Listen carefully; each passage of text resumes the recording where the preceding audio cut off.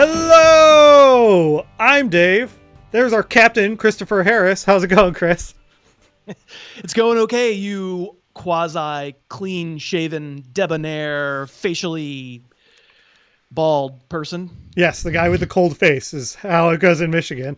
You know this because I sent you the picture on Halloween, but the other people don't, so I'll show it. We did a family costume, and I went as Voldemort, so I shaved it all to do the weird face. So put in all the work, shave the beard, tissue paper, liquid latex, and I come out and show my son, who I did the costume for, and he looks at me dead in my face and just says, "I can tell you tried your best." That was his response. Which was fair, but was a little heartbreaking. Fair but mean. That's the children for you. Fair but mean. That photo is something. It's horrifying. It's a commitment to the bit. That's all I can tell you. Yes, I kept the eyebrows, though. I didn't have to shave them off. We just hid them under tissue paper. Okay. Nice. So today's show, we're going to talk about DraftKings. And we've got our Week 8 winner, but we'll get into that after we talk about Corey Davis. You have him ranked as a starter for this week. He's in your top 24. And he's been getting 10 targets last 2 games. So if we're chasing volume, like here's a guy available in 41% of leagues who's getting a lot of targets. But I just read a bunch of box scores, and that's not what we do here. We try and show some game film. So Chris, what's it looked like when Corey Davis has been playing? Yeah, I mean, there's a reason we bring him up, and there's a reason. I mean, the performance was a lot better last week than 2 weeks ago. Mm-hmm. 2 weeks ago, he had a lot of targets, didn't have a lot of yards. Last week, he made a bunch of plays down the field, and I understand why people are going to take. Well, let's watch a few plays here. We're going to show you these first few plays against the Bengals, and you know, when you're watching a wideout have a big day, you kind of want to ask yourself, how did he do it? Because it can seem not that replicable for the future, right? And to be honest, with these plays, this is the Titans are losing at this point, right? And the Bengals are sagging back on defense in various zones, and Davis is racking up yards, yeah.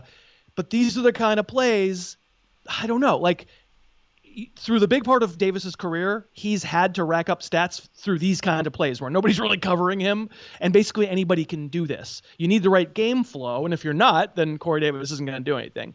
The question is, can you beat man?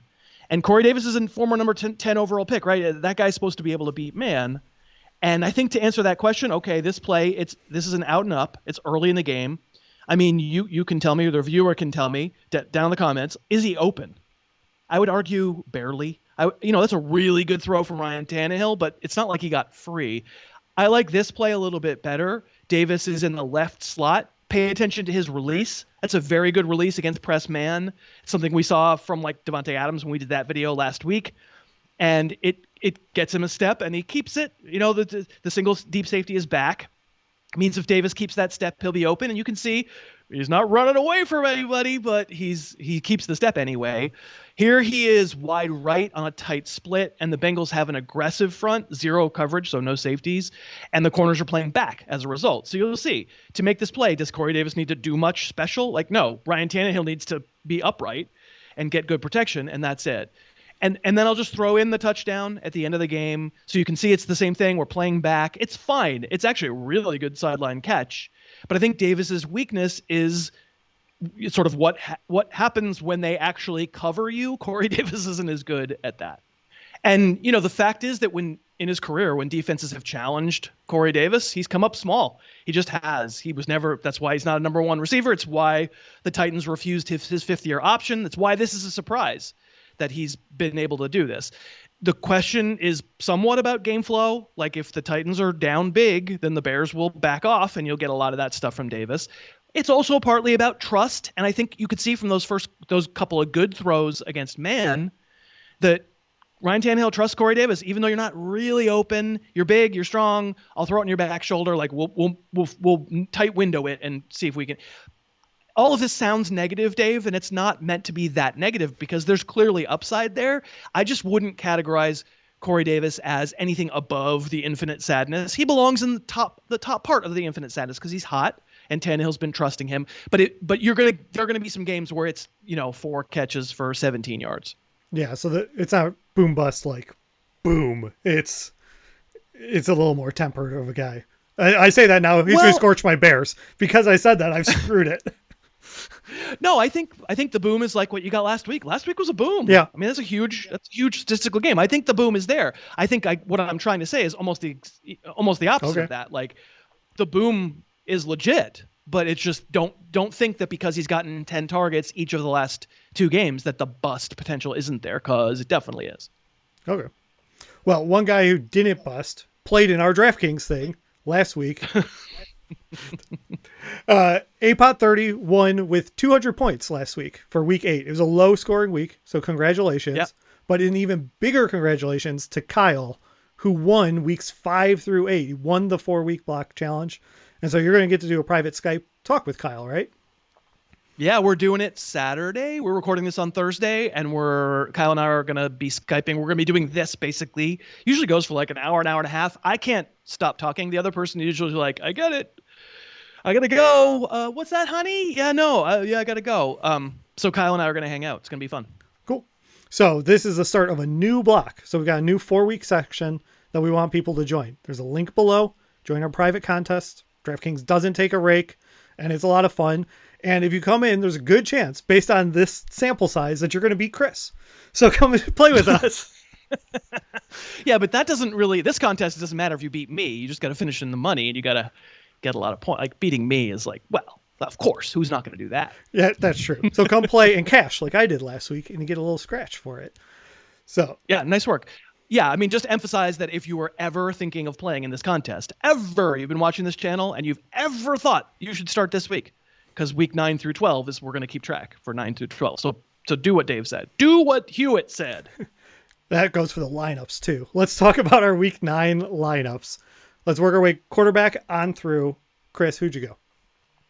I mean, there's this guy named Russell Wilson, and he's kind of good, so I decided to play him. I don't have too much more to say than that. I have like 3 very high ticket guys, and then after that, it's sort of a bunch of medium tickets, and Wilson's one of the high tickets. That Buffalo-Seattle game, I don't think we're expecting bad weather, and I think that total might be one of the highest of the year. It's something like 55, so let's get some points. So that was a bold choice. You played a good guy. I don't know. I might have gotten too cute. I might have Sean Payton this. I'm playing Jake Luton. So I went cheap. He's on my list. Okay. Yeah, he's on my list. I mean, how often do you get, what is he? 4,900. Yeah, how often do you get a starting quarterback in the NFL for 4,900 in draft? It lets you afford a lot of other stuff, right? Yeah, I looked at a lot of quarterbacks. Like I looked at Herbert, and I just thought, boy, I could save a lot of money. Like I could pay up if I do this. I might turn out to be all chicken poop and bail on this come the weekend. But right now, this is where I'm going. Chicken poop Hewitt.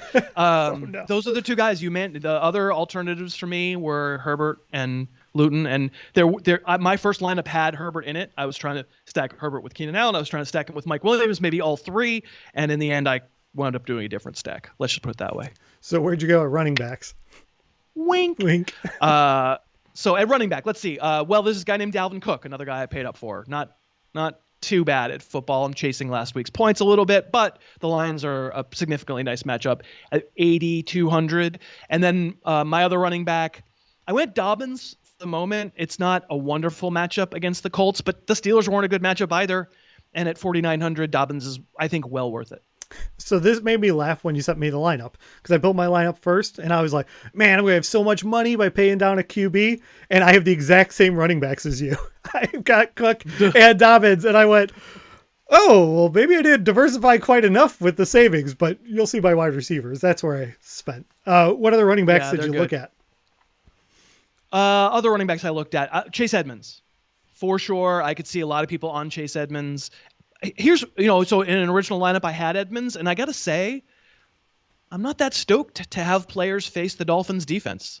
It's actually now it's a particular kind of good. They really had a game plan against the Rams to absolutely blitz the living hell out of Jared Goff and assume that he couldn't beat them.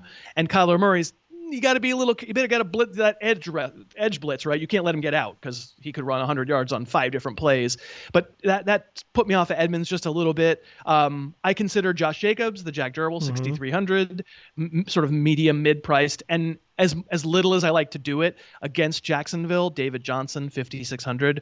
He was on Mitch's lineup on the podcast. Like I can see it. I looked even cheaper at Breida and Howard, both going 4,000 basement prices. Right. But I didn't end up picking them. If anything, the fact that I avoided the cheap running backs and went with a cheap quarterback maybe tells you what I think of having to choose between those two. I just didn't know. Sure. I mean, I'll say this. If Breida winds up being ruled out, and we don't know as of Thursday, he's got a hamstring problem. We don't know. If Breida gets ruled out, I mean, Jordan Howard's going to be chalk. He is. Yeah. He's 4,000, and DeAndre Washington can't play, right? It's going to be Patrick Laird. And it could be Patrick Laird. It could be, but I think a lot of people are going to spend no money on Jordan That's Howard. why I wanted to mention him. Where'd you go wide receiver? Yeah. Well, the stack I was talking about is this guy named DK Metcalf, who also is pretty good. And Metcalf earned a lot of ire 2 weeks ago in that Arizona game, national TV game. I mean, he had the great running come from behind, like to stop the interception return for touchdown. But, otherwise that dude has been just rock solid. He gets you 15 to 20 points every single week against Buffalo. It's not even, I think, that Buffalo's pass defense is bad, but the defense in general has been really disappointing. And I think Metcalf is going to make a bunch of plays. I tried to get my favorite stack of the week into the group, and I decided that Wilson and Metcalf were slightly better than Herbert and Allen. So that's where if somebody says Herbert and Allen is their favorite, that's fine. And then I think Marvin Jones is going to be really chalky as well at 5,100. Clearly, that price can't yet account for Kenny Golladay not being in there. Of course, we have to find out if Matthew Stafford's going to play. If Matthew Stafford doesn't play, then it's Chase Daniel, and I'm not at all interested in using Marvin Jones. And I think the last player I probably picked for the whole lineup was Darius Slayton. And of course, I don't like Daniel Jones, but it's not expensive. And Slayton could have made about 4 plays down the field if Daniel Jones could throw. And if Daniel Jones learned how to throw in the last 4 or 5 days, man, Darius Slayton's going to be a great pick. Oh, my head. Well, I went less risky because I had money. So I paid for Hopkins. Miami defense, like you said, but it's DeAndre Hopkins. I don't get scared of those matchups when you're that good. I agree. I paid for Keenan Allen, just super involved, PPR, take it. I went with DJ Chark because I'm doing the stack with Litton. And then I'm going to jump ahead but not get out of order. But I played another wide receiver. But it's so much money, I can't call my flex. I played Tyler Lockett. I couldn't get up to DK, but I had enough cash where, he was good 2 weeks ago. If DK's got the bad, I'll take Lockett. Like, Lockett's good either way. Sure. So I had a lot of money, so my flex is higher. So I went out of order to mention him. Who do you have? I thought I'll say Lockett's a fine pick too, and I thought about trying to get him in with Metcalf as well. Just financially could not make it work. That would have been a fun, let's just bet on a 50-point game where there are 5 touchdowns to those wide receivers, right? It could happen, I guess. DJ Moore, I'd continue to consider at 5,600 coming off a cold week. Price got down a little bit. Brandon Cooks. People are just considering him a lesser player than Will Fuller. They get used a little bit differently, but it's flat out not the case. The way, it's just not. Will Fuller 2 weeks ago was on his way to do a disaster, and he scored a totally meaningless touchdown at the end. And you should use Will Fuller. He's good too, but Brandon Cooks should be in the same neighborhood. I mentioned Mike Williams, and I also agree with you on DJ Chark. All right. That covered all my other options. Where'd you go at tight end? TJ Hawkinson. I'm going to take Marvin Jones and TJ Hawkinson if Matthew Stafford's in. I think I'm getting 85% of a passing game that, they threw it so much last week. Maybe they won't going forward, but they sure did in week 8. Right now I've got Albert O in there. I went cheaper again. He didn't do much last week, but it's tight end. Nope. But I looked at Logan Thomas. I looked at Trey Burton. Trey Burton seems to be scoring a bit, and he's pretty cheap, 3,500. He's a little cheaper than Jonnu. Yep. How about Jonnu? Yeah. Woo. I looked at Jonnu. What's he? 3,900. Yeah. Yeah. I mean, he's cheaper than Hunter Henry. And over the course of the season, I've seen a lot more of Jonnu, and he's involved at the end zone. Sure. So I thought about it. Alberto scored last week. He scored. Oh yeah. He went way up. He scored a touchdown, but you're right. Noah Fant looked healthy, so it's harder to justify. You can't say, oh my God, a starting tight end who's that cheap. He's not, right? That's fair. Yeah. And then defense, any shocks? Oh no, you have a flex. I'm sorry. You have a flex. I have a flex. I was making my defense face though, because I forgot I had a flex. JD McKissick. I'll take the chance on McKissick for the price, 40, whatever he is, 4,300. Just rock solid. Most weeks I'm getting 10. Now the upside is limited, but in a PPR format, I'm getting 10, 12 points just about every week. And if Washington was ahead against Dallas, right? And that's why they got all that Antonio Gibson work in the second half 2 weeks ago. But under normal circumstances, heck, if Washington's trailing, McKissick's going to be in there more than Gibson. So I grant you, there are probably cheap higher upside guys I could pick, but lock me in 12 to 14 points. Yeah, 12 to 14 points, and he's almost the bottom price because 4K is the bottom there. That's great. Right. All right. Defense. You can make the defense face. Now I'll make can I make a defense face? Yeah. Yeah, I just picked the Cowboys because they're the cheapest one. I did as well, but I want to take a moment here because last week I paid $100 and you gave me heck. Your Jets got you -4. My Bengals got me +4 for that $100. Obviously, it's random, or at least we keep saying it's random. But I want to give a shout out to Doc's Rap in the comments again, who posted last week saying the absolute cheapest you can go for defense is Miami. That was his post. Miami, who got 23 points. So Chris and I are taking Cowboys. But as soon as Dr. Raps posts who to take a defense, you might want to read his advice on paying for defense. Listen, I'm ranking defenses every week for season long on harrisfootball.com, right? Like I have an opinion about what the good defenses to use are, and the Cowboys aren't one of them. It's just the spread is small and the outliers are random, and I would rather feel like I had more control picking actual position players who I feel like have good matchups and good chances.